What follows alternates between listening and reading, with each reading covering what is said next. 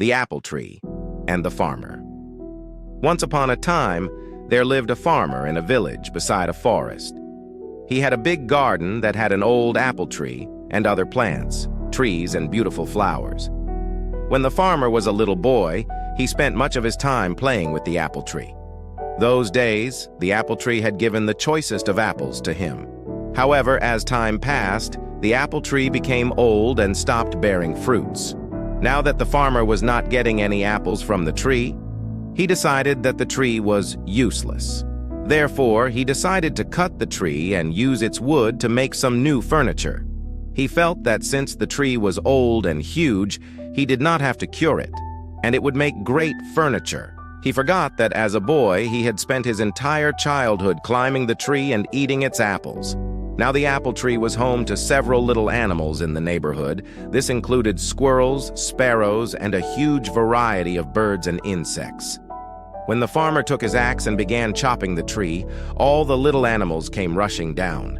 They all began to plead with the farmer. They gathered round the farmer and said, "Please don't cut the tree. We used to play with you when you were small, under this very tree. This is our home and we have no other place to go." The farmer was adamant. He raised his axe, and the commotion grew. "Please don't chop and destroy my home and kids," cried the squirrel. "Please don't chop and destroy my nest," cried the little birds. "Please don't cut the apple tree," cried the grasshopper. The farmer, however, forgot his childhood and his animal friends. He began to chop the tree harder. All the little animals became desperate and wanted to protect the apple tree at any cost. The little animals said, "We will sing for you when you are toiling away in the fields. We will look after your little boy. He will not cry, but instead will be entertained and happy. You will like our songs and will not feel tired." However, their cries for help fell on deaf ears. Despite all their requests, the farmer continued to chop down the tree. All of a sudden, he noticed something shiny. On inspecting it, he realized that it was a beehive full of honey. He took a little and put it in his mouth. The taste of the honey woke up the little boy in him. Suddenly, the memories of his childhood came rushing back. The honey tasted so good that he wanted more. It brought a sense of happiness to him. He smiled and exclaimed, "This tastes amazing." Realizing the change in the farmer's attitude, the little animals spoke in unison. The bee said, "I will always provide you with sweet honey."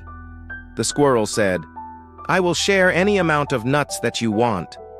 The birds cried, "We will sing as many songs as you want." Finally, the farmer realized his folly and put down his axe. He understood that the tree was home to many lovely animals that provided him with so many things. He wanted his little boy to have the childhood that he had. The farmer realized that the apple tree was not that fruitless. The little boy in him saved the apple tree. He threw away the axe and said to the little creatures, "I promised that I would never cut this tree. I have realized my mistake, and you all can now live in peace and harmony." The little creatures thanked the bee profusely. If the farmer had not found the beehive, they would have been homeless by now. They continued living happily in the old apple tree,